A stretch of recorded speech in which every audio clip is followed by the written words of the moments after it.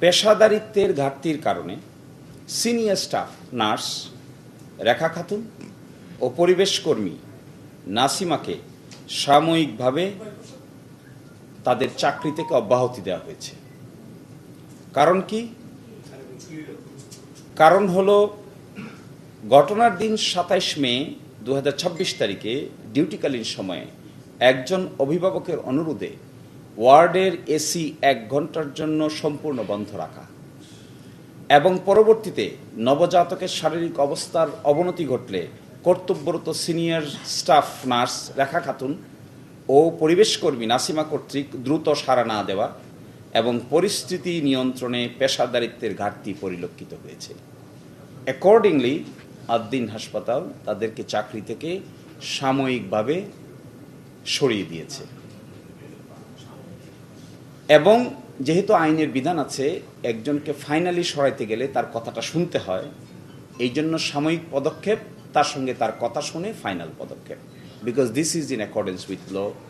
তারাও তো লেবার কোর্টে যাওয়ার এখতিয়ার আছে। হাসপাতালের কোনো ত্রুটি যদি পরিলক্ষিত হয়, কর্তৃপক্ষ is always ready to reform any fault.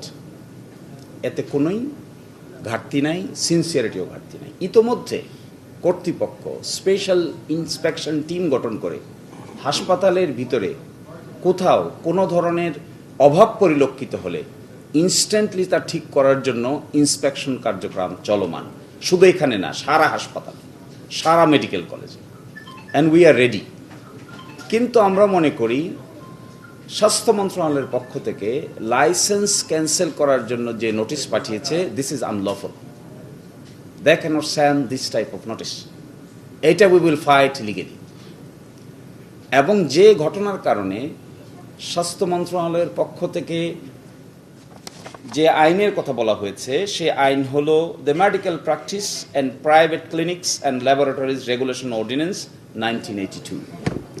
এই অর্ডিন্যান্সের আলোকে যে কারণে একটা হাসপাতালের লাইসেন্স ক্যান্সেল করা যায়, এই ধরনের কোনো কারণ এখানে বিদ্যমান নাই।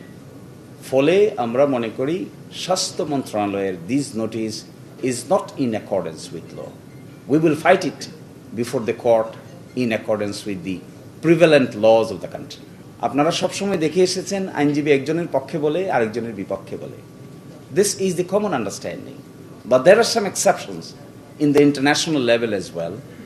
There are some people who can handle the issue amicably with the parties. That is what is my position. And the second one is হাসপাতাল কর্তৃপক্ষের এই ধরনের দায় আছে কিনা, এই প্রশ্নটার উত্তর দিতে গেলে we must ascertain who is responsible for how many percentage. As of today আমাদের স্বাস্থ্য মন্ত্রণালয় এরকমের কোনো ফাইন্ডিং দিতে পারেনি। তারা যে কথাটা বলেছেন in general, so in general যেহেতু বলেছেন, এটা তো আলাদা প্রসিডিং হবে। That proceeding will be handle separately.